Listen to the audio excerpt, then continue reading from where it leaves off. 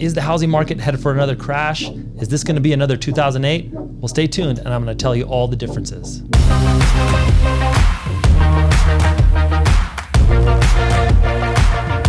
Before we get into the differences, if you find these videos helpful, go ahead and hit that like button because that's going to help more people see this information. So the first difference I want to go through is the inventory numbers, right? So every market is based on supply versus demand, right?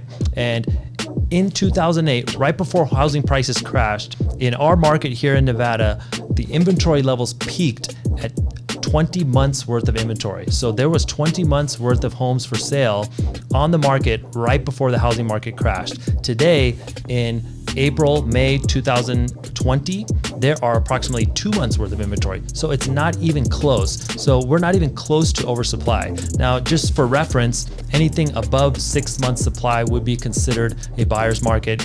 Below 4 months would be considered a seller's market. So we're technically still in a seller's market. Now that could change as demand slowly abates due to a little bit of unemployment that we're going to start to see creep into the housing market and other things like that. But as far as the supply numbers go, the supply is nowhere near oversupply levels. The next thing is equity in homes, right? So back in 2008, 2009, when the housing market collapsed, 23% of all mortgages were underwater. That means that they had zero equity and they owed more. They were actually upside down. That equates to about 12 million homeowners were literally broke in their house. They were house broke. They were underwater, sinking. Compared to 2020, now we have a record amount of equity. So we just had an amazing run of home prices. People are sitting on the most amount of home equity that they've ever seen in the history of the housing market. Now, that could pull back a little bit, but we're nowhere near the levels that you saw in the last crisis where people were drowning. So in a scenario when someone has a significant amount of equity, the likelihood of them walking away from that equity is going to be very minimal, right? In 2008, they had no choice but to head into foreclosure, head into default because they're upside down, or ask for a short sale because they're upside down. 2020, even if you have a economic disaster, you lose your job, you no longer can make your payments, if you're sitting on a significant amount of equity, you can sell that property, take that equity, and then that will give you a cushion to ride out the storm. The next thing is government action. Back in 2007, 2008, 2009, the government was very slow to react. The housing market caught everybody by surprise. The crash was a slow bleed. Many people called it death by 1,000 cuts. So they rolled out several programs, namely TARP and HARP. These programs took months to roll out, and then they took almost a year to implement. So the housing market didn't see the positive effects of government intervention for many, many months. Conversely, 2020, this crisis hit in March. In less than 3 weeks, the government shot out a bunch of stimulus. Whether that's direct stimulus to people in the form of checks, or whether that was effects of small business lending to affected businesses, whether that's stimulus for disaster loans, all this stimulus has been coming out immediately from the government, almost in a fire hose. There's literally cash falling from the sky for assistance right now. And although there's a little bit of difficulty for some people getting that, you can't deny that the government acted extremely quickly this time. Now that's going to cushion the effects because when people receive immediate help, they're less likely to experience a default on their mortgage.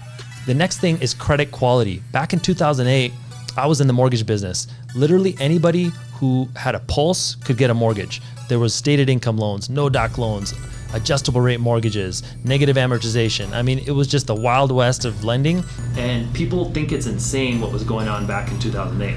Today, credit quality has never been better. The average credit score is somewhere in the low 700s. People are making significant down payments for the most part, and they have stable employment. It has never been more difficult to get a mortgage.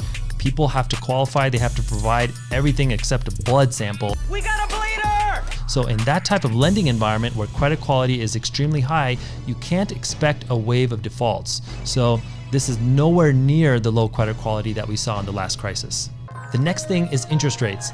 In 2008, interest rates were in the mid 6% range. Today, interest rates are at rock bottom lows in the low 3s. So what that means is that homeowners have access to cheap money, which is going to lower their payment to the lowest amount possible, or they can take advantage of refinancing, or they can use that money to purchase property and increase their purchasing power. So we're seeing many homeowners reduce their monthly expenses, and those who can qualify for a refinance are taking advantage of this in record numbers right now. That's going to cushion the market from a fall because these people are stable homeowners who have now locked into a 30-year fixed payment at an extremely affordable rate. The next thing is capitalization. So back in 2008, people were very cash poor. They didn't have savings. We'd had so much excess. It was actually cool to spend all your money. I worked with people back in 2008 that literally the money came in and the money went out. People were driving exotic vehicles, had 3 or 4 homes, flying first class, taking vacations. It was just an extreme excess.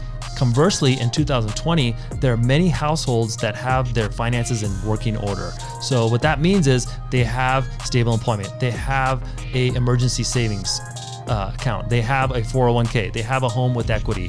When you have that type of financial stability, it's just not possible to see the same level of defaults. So the other thing is when home prices do soften, because it's expected that home prices will soften a little bit.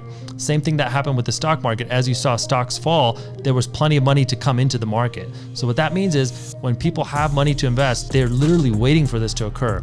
And by default, if there's a ton of people waiting for something to happen, it's less likely to happen. So what that means is as prices fall, immediately people are willing to buy. And you can already tell because somebody will back out of a deal based on the fact that they think there's going to be a recession or they think prices have further to fall.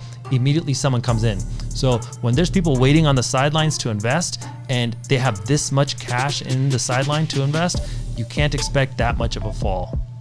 So those are the main differences that you can share with your clients, and you can make an informed decision. So many times clients are asking us, or if you're a client and you're seeing this, you're wondering what's going to happen. I don't feel comfortable buying a property in the midst of a recession.